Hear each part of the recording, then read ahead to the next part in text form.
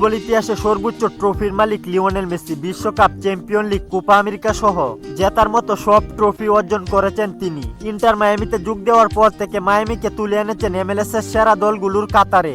গত সিজনে মায়ামির হয়ে জিতেছেন একাধিক ট্রফি। এই সিজনে এখন পর্যন্ত কোনো ট্রফি না জিতলেও লিওনেল মেসির সামনে এবার জুরা ট্রফি জয়ের সুযোগ।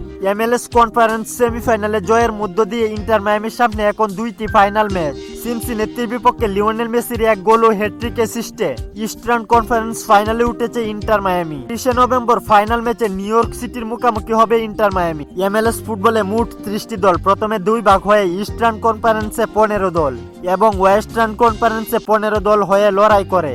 দুটি কনফারেন্সের দলগুলো কনফারেন্স ফাইনাল খেলার জন্য আলাদা আলাদা লড়াই করে। দুই কনফারেন্সের ফাইনাল জয়ী দলের মধ্যে অনুষ্ঠিত হয় MLS cup final. 30 November inter Miami যদি নিউ ইয়র্ক সিটিকে হারিয়ে ইস্টার্ন কনফারেন্সের ফাইনাল জিতে, তাহলে লিওনেল মেসির দল চলে যাবে MLS কাপ ফাইনালে। 7 ডিসেম্বর ওয়েস্টার্ন কনফারেন্স ফাইনাল জয়ী দলের বিপক্ষে হবে মেসিদের MLS কাপ ফাইনালের লড়াই।